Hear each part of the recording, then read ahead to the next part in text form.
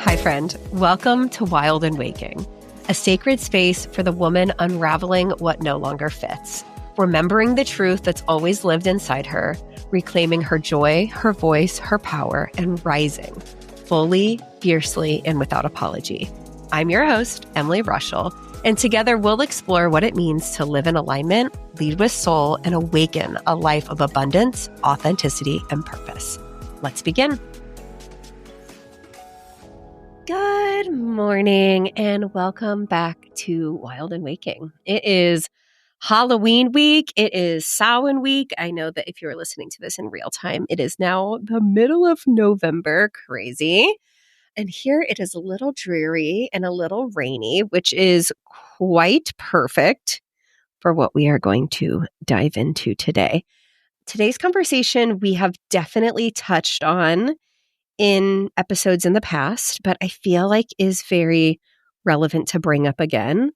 It is a reminder that I probably really needed a few years ago and something I'm very much leaning into this year, which is what it looks like to invite, embrace, welcome, and look forward to this dark and cold half of the year. Now, I have not always been this way. In fact, I would say I was quite literally the opposite.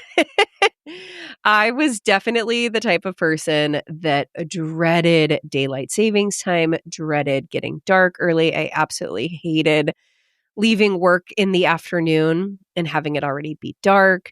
You know, the world turns brown, especially where I live. I live very much in the middle of nowhere. And when it is not the growing season, the dirt is brown, the trees are brown, everything is brown, and it's freaking cold.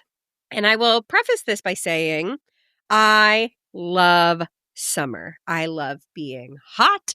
I love when everything is vibrant and green. I love long sunshiny days. I am not all that bothered by heat or even humidity. I live in the Midwest where it is always humid.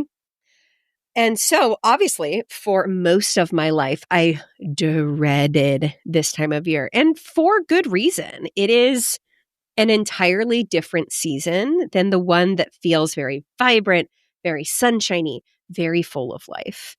But a few years ago, I started hearing about the concept of wintering and what it really means to turn inward and look forward to and embrace this time of year. And it really got me thinking about, how this season gives us permission to slow down, to be really intentional, to go inward, to reconnect with ourselves.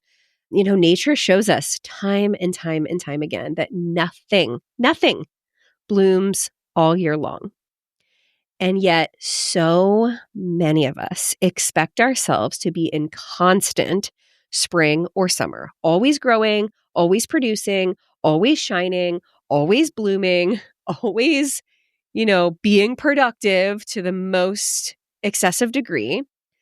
But in this dark half of the year, there's wisdom. There is, the time and opportunity when those roots deepen and seeds rest and our energy turns inward. Now, I shared about this on stories this week, but one thing I'm really diving into over the next year is the Wheel of the Year, which comes from ancestral traditions, specifically of Celtic region origins, although I think that these celebrations show up in many different cultures in many different parts of the world. But specifically, the set of books that I got around the different Wheel of the Year celebrations are rooted in, kind of Celtic area lore. And these are the celebrations that are marked by the equinoxes, or like the halfway points between the equinoxes.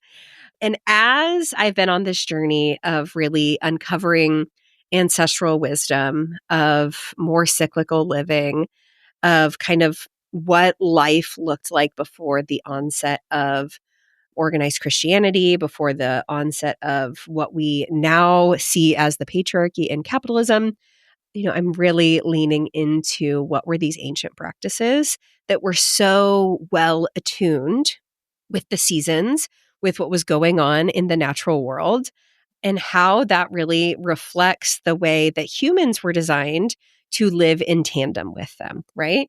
If we zoom out, this idea that we need to be super productive all of the time is not natural, right? As we are going into this part of the wheel of the year, right? We're in real time entering Samhain, which is like Halloween season. And then we come into, winter solstice, the Yule celebrations, and we're really descending into that darkness, which is a sacred experience, a time for reflection, a time for remembrance, and preparation for the renewal of spring. And this is not something I scientifically know everything about, but I also am starting to understand like how our circadian rhythms are tied to this time of year, biologically craving a slower paced, more rest, more warmth and coziness during these months. And, even the article I wrote for Trailblazer last winter that I also have a podcast episode on. What number is it? I'm not sure. I'll link it in the show notes. I talked about what it looks like to embrace the seasonality of life in a world that's so obsessed with being busy. We are so conditioned to resist it, to see rest as lazy. But rest, even just my husband's a farmer, so we're very much connected to agriculture and the seasons. So it's not shocking that I ended up going down this path, right? But the winter is necessary in the preparation for the warmth and planting of spring. In this time of year in nature, the trees are shedding leaves to conserve energy.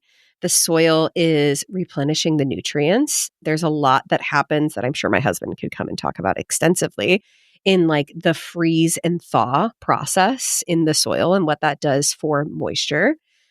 Animals turn towards more hibernation related practices. And for us, those darker months can be used for integration and healing and reflection, kind of like a wintering of our soul and spirit. And in many ancient cultures, they actually saw this season as kind of like the womb of the year, like that fertile darkness before new life. And maybe that super resonates with me because I am very much pregnant. Maybe that's also why I'm so looking forward to this time of year. I'm like, oh, thank goodness. I don't have to pretend to be lively. Just give me all of the warm, cozy blankets and let me sleep in peace. I'm anticipating welcoming a baby at the end of January, and I'm so looking forward to having a newborn during this like season that is meant for internal rest and coziness. If we're looking at the yin and the yang would be summer's action, blossoming, productivity. And this yin season is more internal, inward, receptive, and nurturing.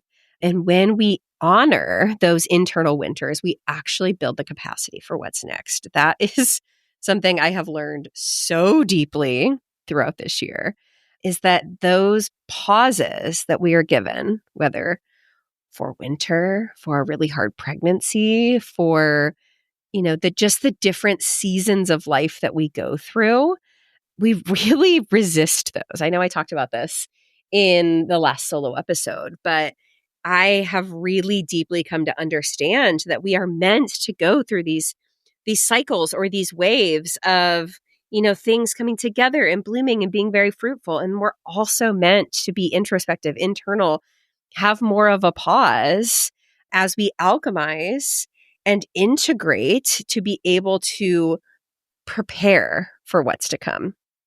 And, we've talked about this on recent solo episodes also, but so much of the willingness to be able to embrace the season is detangling our worthiness from our output. And even in our culture, there's like a dissonance here. The holiday season, it's like the world speeds up super fast, right? All the holiday gatherings, the Christmas concerts, the recitals, the hustle and bustle of holiday shopping, the reaching the year-end goals, the setting new goals in January. There's like this obsessive energy, especially in the end of October through December. And then almost like this whole revamped energy in January that's like, new year, new me, like set all the goals, blah, blah, blah, blah, blah, blah, blah.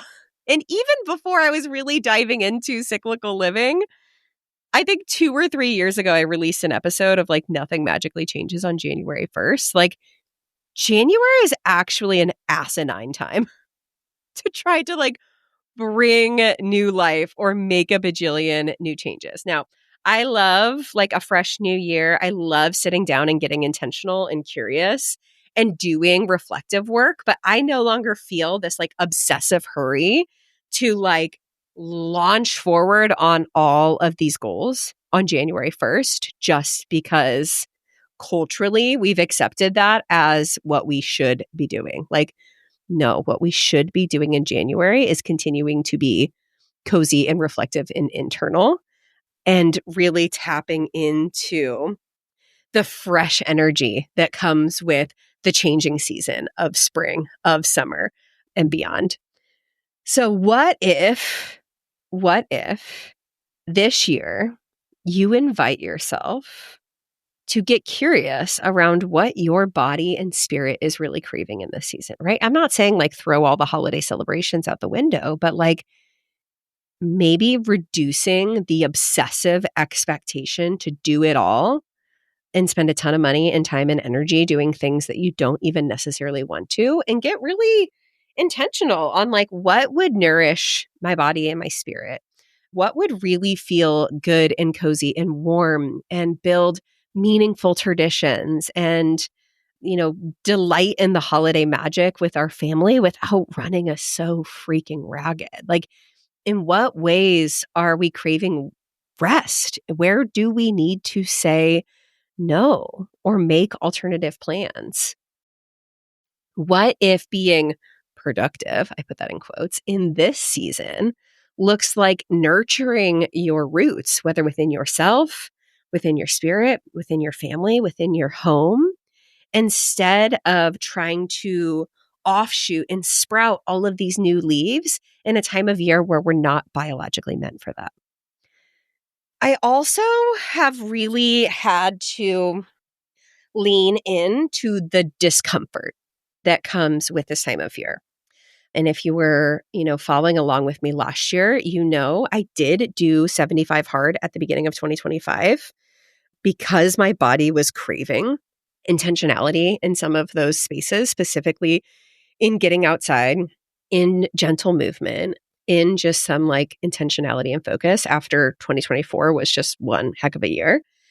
And I really, really grew to appreciate and love and honor and look forward to walking, even when it was like frozen tundra, so freaking cold. And I know that sounds absolutely insane. But first of all, I would just completely bundle up. Like I was going on walks in a snowsuit almost every day. But there is something that is very invigorating about getting cold, fresh air on your face, feeling the literal wind on your face, feeling the actual exists of the sunshine on your face during that season, right? In short bursts, whether that's 15 minutes, 30 minutes, 45 minutes, an hour, whatever. But I feel like, I know people are really into cold plunging, and that is not a journey that I'm interested in at this point. But it was kind of the same idea behind that. It's like intentionally putting yourself in a situation that you know is going to be uncomfortable, and the satisfaction that comes on the other side of it. Like there is nothing that felt better on like such a cold day than going on this walk, embracing the discomfort, listening to a good podcast, listening to some music, just being. I've talked about this 1.5 million times. Walking is so good for your physical, mental, and emotional health, which is why it has been absolutely decimating to me to not have been able to do that for most of this year with this pregnancy. But then coming in and being like, I did that. Like that kind of sucked.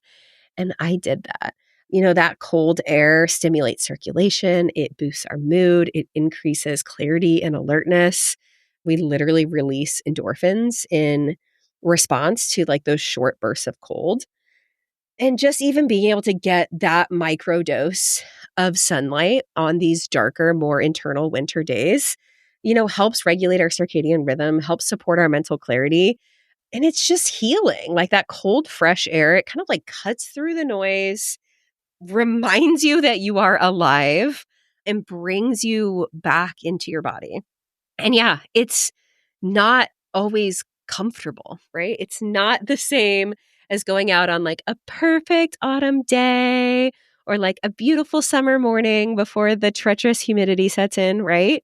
But it is a different kind of beautiful and something I really learned to embrace last year. And again, I'm not telling you to go like run a marathon in the winter, but like, can you make a point to go outside, whether it's for a walk or just like standing in your backyard with your face towards the sun for 10 or 20 or 30 minutes, even when it is like cold or snowing? I promise you will not regret it. And I look forward to doing that now that I'm feeling so much better. But that's another conversation for another day. Okay.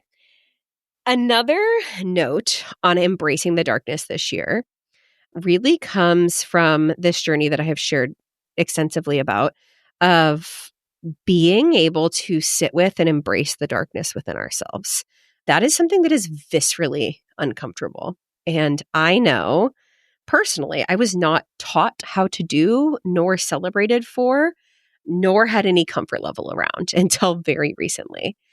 It's why unraveling is the first step in the Wild and Waking framework. It's like that willingness to come undone and get uncomfortable and ask hard questions and like be in the mess and not be polished and put together and perfect and not have to have it all figured out. We want to rush through grief or uncertainty or stagnancy, but that's where the deep transformation begins. And I know that makes a lot of people uncomfortable. This pregnancy has been one of the hardest things I've ever done. And, I'm obviously quite showing. And when I'm out and about, people are like, oh my gosh, how are you feeling? And I'm like, terrible. Actually, really, really terrible. This has been really, really hard. And I know there's meaning and purpose in it. And this baby is so loved, but I am deeply suffering. And people do not know what to say to that. Like straight up, just try to like change the conversation as fast as possible. But we all within ourselves carry cycles of light and darkness, the parts that bloom, the parts that rest, the clarity, the confusion. And true wholeness comes from the willingness to actually honor both. If we look at the moon is not full and shining all month long. It recedes into darkness. It invites stillness. And then it, comes back to full light. And we do the same thing. And the more we dissociate and pretend like it's not happening, the harder it actually is to move through. And it all catches up to us, right? Then the number of, well, first of all, within myself, but the number of women I've worked with who have just been pushing, grinding, doing, putting a smile on their face, pretending like everything is fine, deeply internalizing everything, not talking about anything, trying to hold it all together for everyone and everything, and then truly crash out and crumble. It's because we're not meant to live that way, my friends. We are meant to move through the cycles of light and dark. And I know that this time of year, the darkness feels sometimes overwhelming when we really are just craving the light. That is genuinely how I have felt for most of 2025. And I have also found a lot of peace and purpose in being like, this is for a reason. This will not last forever. On the other side of this experience, I will be transformed. I will be born anew. I will be more deeply integrated. I will be doing more meaningful work than ever. I will shine brighter than ever, not because I just have a smile on and I'm pretending like everything's okay, or even unwilling to see the things that are not okay, but because I have been willing to sit in the darkness and to embrace the discomfort and to acknowledge that I can continue taking steps towards who I'm becoming while also not having to rush the process of trying to fabricate the light in a season that is meant to be internal and dark and transformative. So, with all of that being said, I also know that this time of year is hard.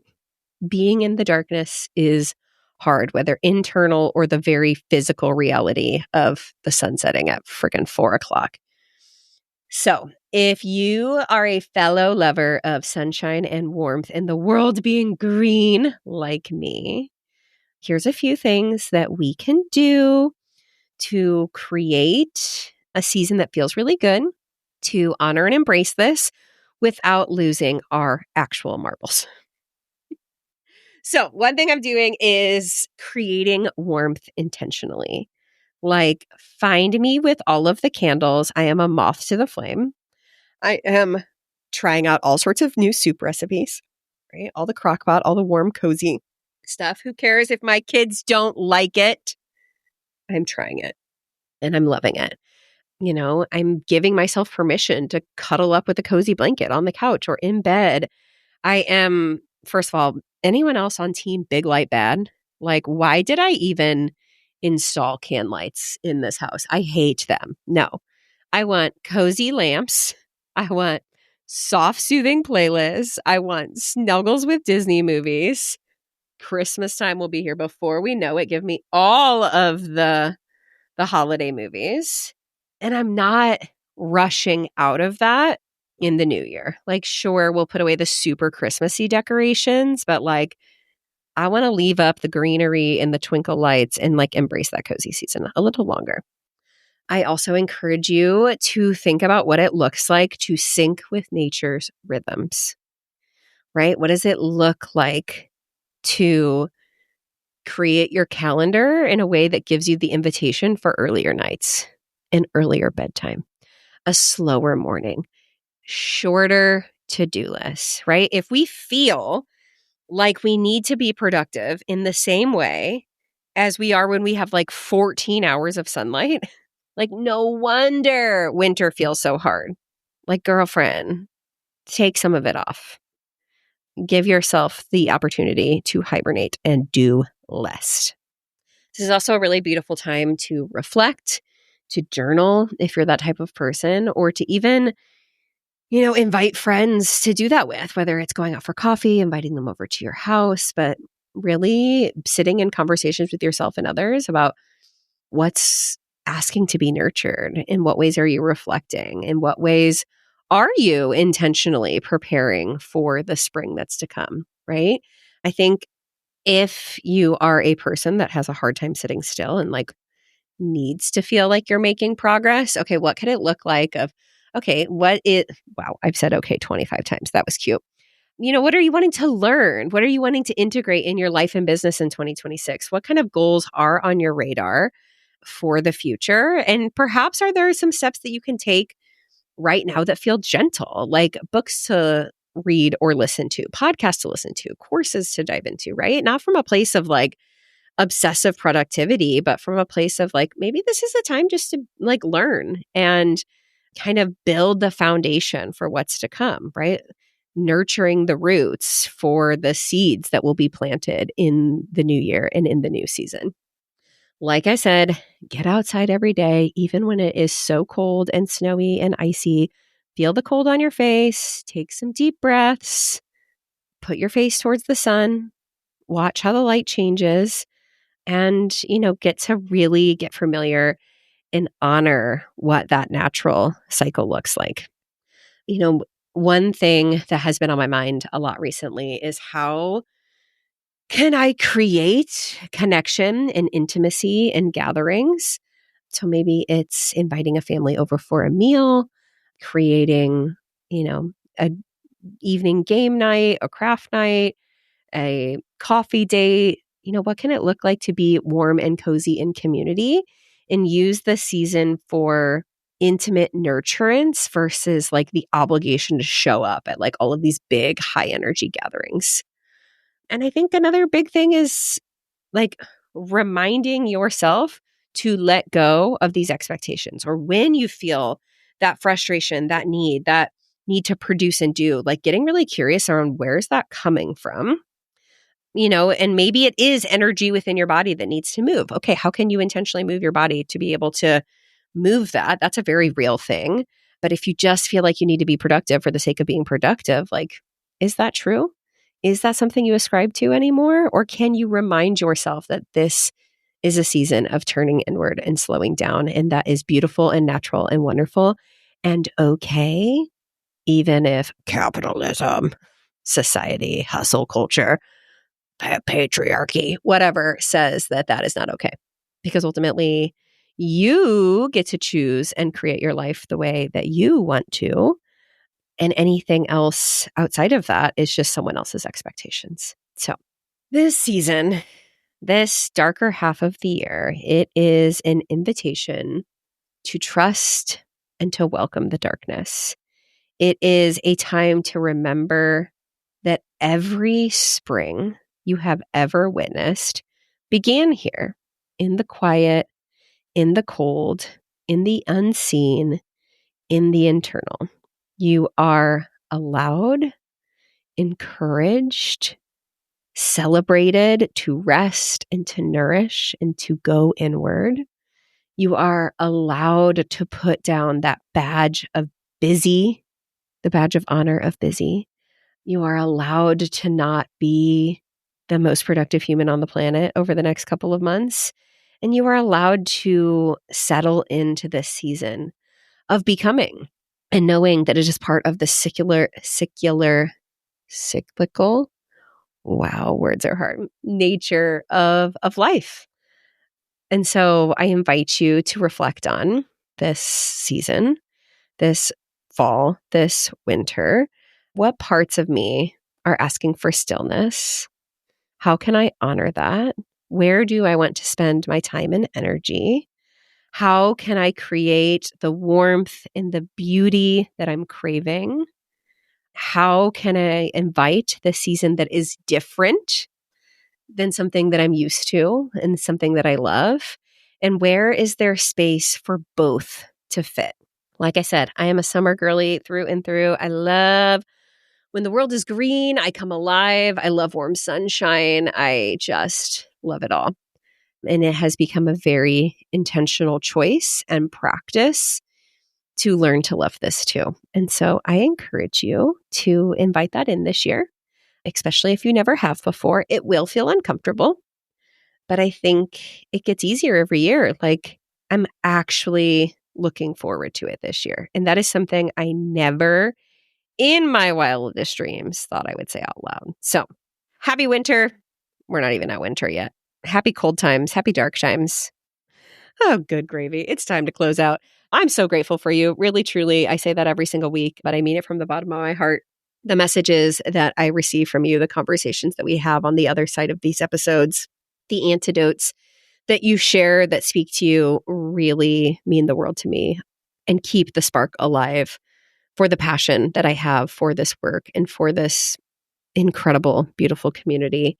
I've said this a lot recently, but the guests that I invite onto the show are constantly blown away by this community. It is often that I hear like, oh my gosh, I've never gotten so much response from guesting before. And I'm like, yeah, because we're awesome. My girls are awesome. This community is awesome. So just thank you. Thank you for being here. Thank you for sharing Wild and Waking with your people. Thank you for being so inviting and warm and welcoming and curious for the women that we bring into this circle. I am really, from the very bottom of my heart, so deeply grateful for you. And I'll see you next week. Hey friend, I hope this conversation sparked something real in you. Something that feels like truth, curiosity, or the courage to keep becoming. If this episode resonated, I'd love for you to share it. Take a screenshot, post it to your stories, or send it to one of your friends. You can always find me over on Instagram at Emily Rushel, where I love continuing these conversations and hearing your takeaways. Truly, your DMs are one of my favorite parts of podcasting, so don't be shy. I'd love to reflect and connect with you over there. I'm so grateful to be surrounded by a community of women who ask hard questions, sit in the discomfort of the unknown, blaze new paths forward, and ultimately come home to their wild and waking selves. See you next week.